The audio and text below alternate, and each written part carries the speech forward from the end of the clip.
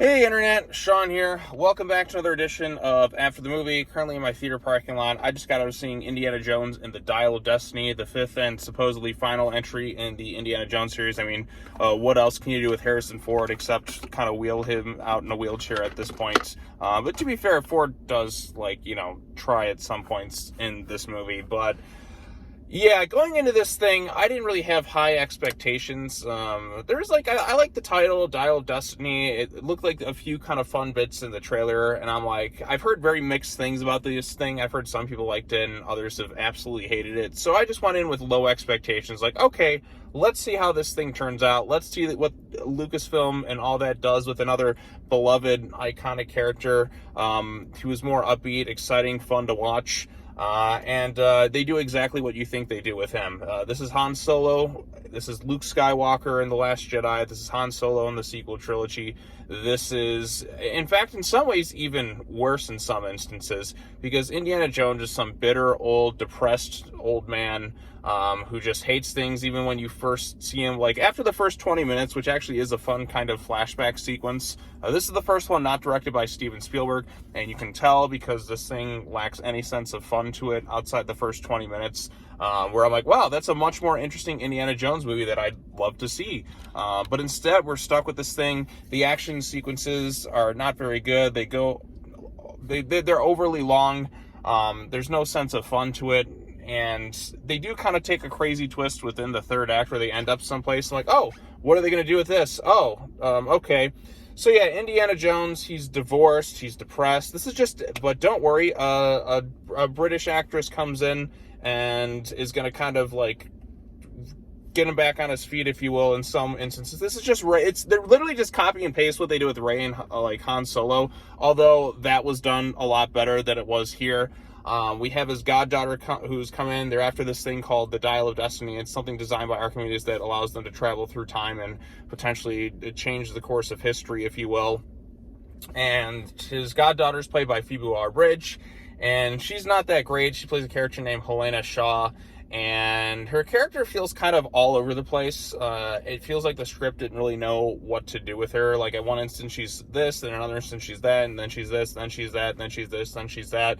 And it just feels really off and kind of out of place. She's there to kind of lecture Indiana Jones about all the bad stuff he's kind of done. Like, look at you, you've raided tombs and done all these other things, Indy, even though he's all about preserving history and he knows that things are going to get stolen, so he's there to do this stuff. But yeah, Indy, he's just bitter, he's old, he's drunk, he's on the verge of retiring, he's lost all hope with life and humanity.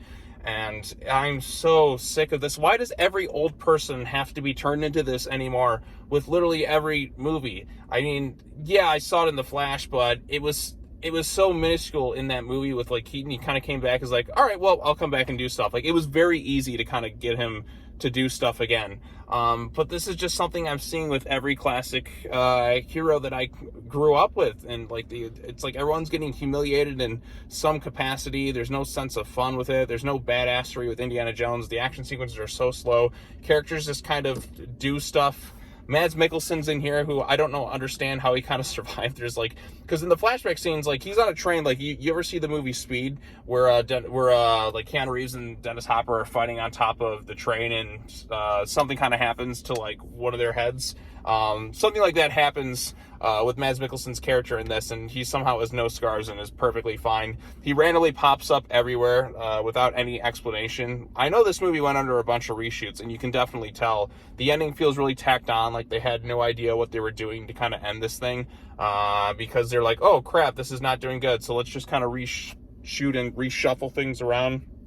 And this is directed by James Mangold, who's made a really good send-off movie in Logan, but he is not right for Indiana Jones. I mean, I can understand why Steven Spielberg passed on this movie, because like, this is just depressing. This is a very depressing movie. And the Indiana Jones movies, I know a lot of people hate Crystal Skull. It's apparently the worst thing of all time, although, like, in some instances, I feel like Temple of Doom is. But those movies, like, they had some grit to them, which, you know, is cool and all, which this movie kind of lacks a little bit, doesn't have that extra spark.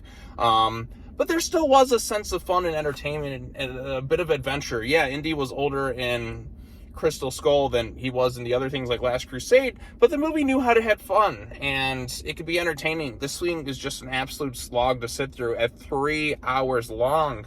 And I just felt the length, like, sitting through this whole thing. Is it the worst thing I've ever seen? No, but it's an absolute snooze fest of a movie, and I was just constantly checking my watch, like, my God, we're still here. I'm getting into full spoilers at this point. I don't really recommend checking this thing out. I guess if you want to see how Indy's journey sort of ends, I don't even know. It's like they didn't know what they were doing with the ending. Like, I feel like this was definitely a reshoot. And then, of course, like I said, he's divorced and all that from Marion, because, you know, characters can't have happy lives in today's... So they did the same thing with Han Solo. Oh, he was with Leia and all that. They had a kid and all that. But don't worry, they're divorced, and he's like, this is the same goddamn thing we already saw with another one of Harrison Ford's characters. It's like every classic one of, like, these, like, George Lucas characters is kind of going through the same thing. Luke's an old cynical bastard. Han's a cynical old bastard. Indiana Jones is another cynical old bastard, and I am so sick of this trope in movies. I'm just tired of it. Like, why can't we get an older character who has spunk to them, has a bit of life? I mean, not everybody who becomes old is just this bitter old bastard.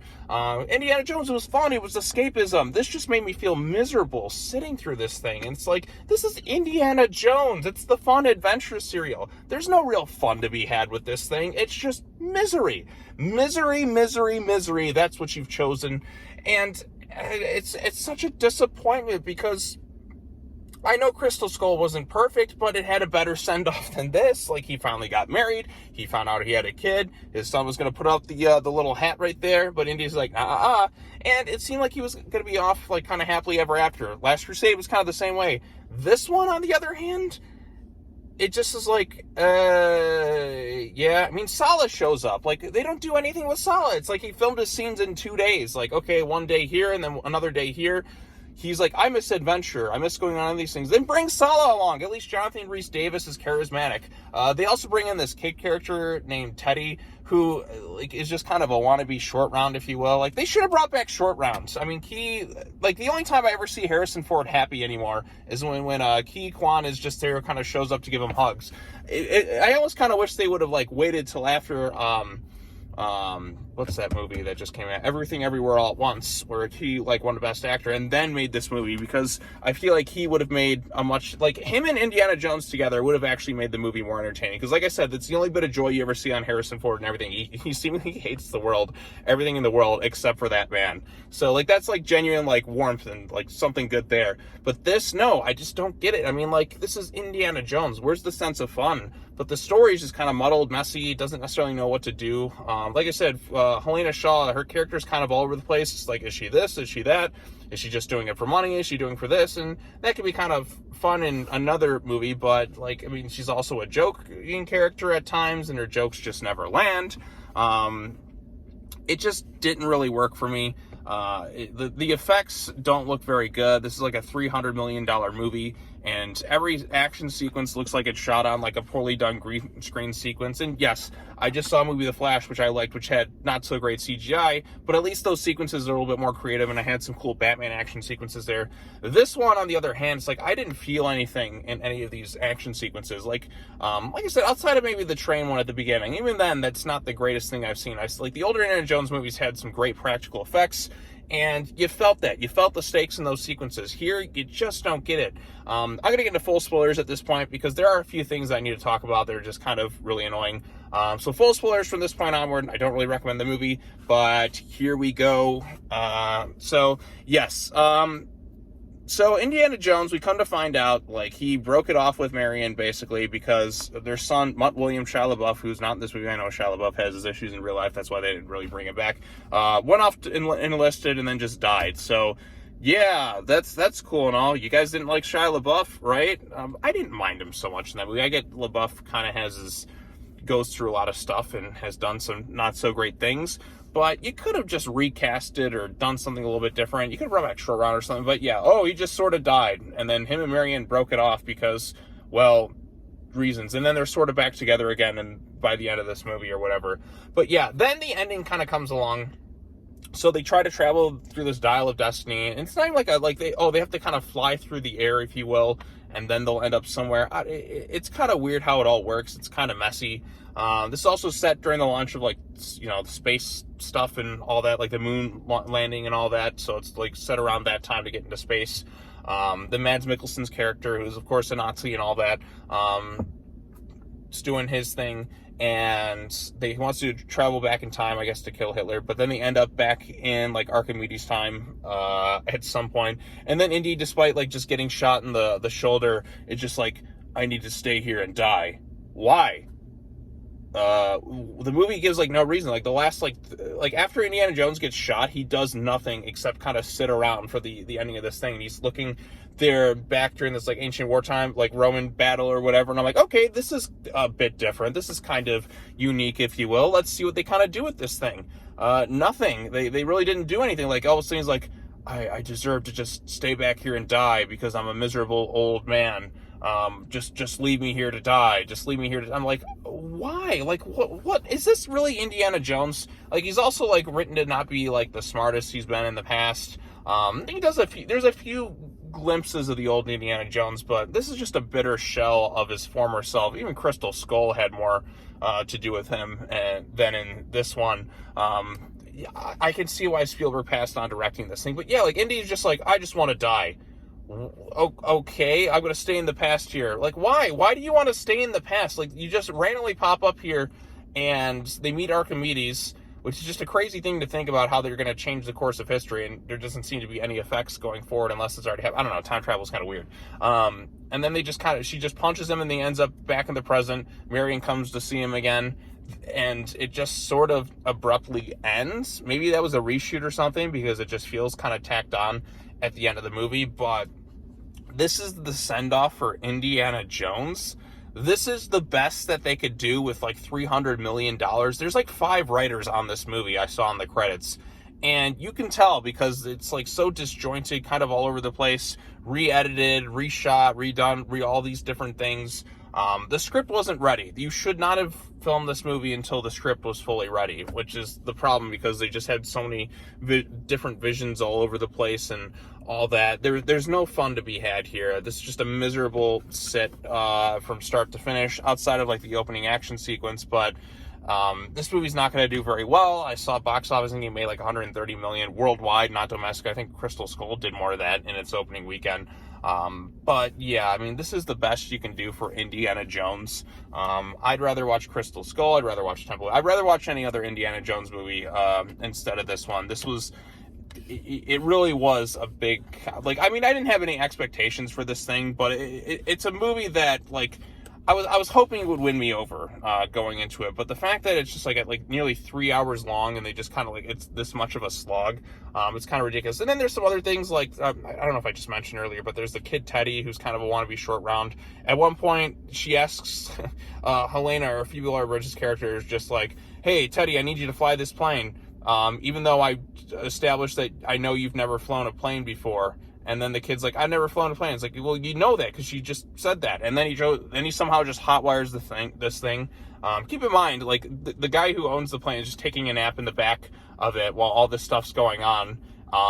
This kid just somehow knows how to fly this plane, and then he flies it through this wormhole back in time, which, like, the Dial of Destiny thing, like, I thought it would just open up a portal, like, where they can just kind of walk through, but no, they have to kind of fly in the air for these it's kind of dumb. Nothing all that great or spectacular in that fashion. Again, they end up back in time and all this stuff, and they're kind of dumb and incompetent. The villains just randomly keep popping up all over the place, like, because the plot needs them to. There's some CIA espionage stuff going on. A lot of people die in New York, which just, I guess, is sort of resolved by the end of the movie, where Indy kind of becomes a fugitive, if you will. And if you want a good fugitive movie with Harrison Ford, just watch The Fugitive. That's a fantastic movie. This is not.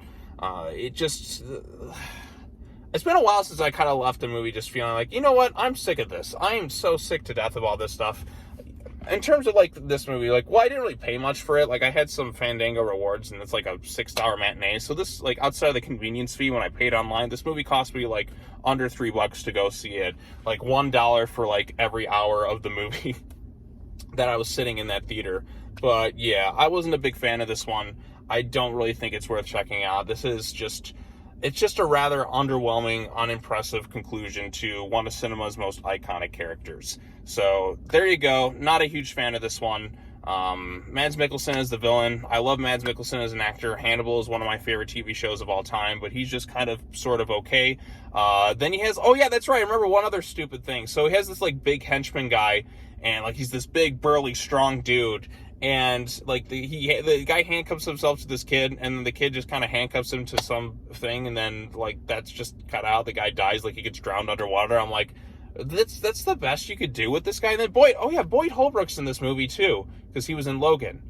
He doesn't really do. He just kind of just shoots people from time to time, and then they just kind of like blow up in the past or something, and they just don't really do much with Indiana Jones. See what I mean? Like, Indy gets shot, and like there's no kind of cool like crazy finale with him. I mean, at least like in something like No Time to Die, Bond's like saves the day, if you will. And yeah, he's shot, but he's still kind of struggling, and he knows he's at his end, but he has a good send-off knowing that his, poor wife and like kid are going to be okay.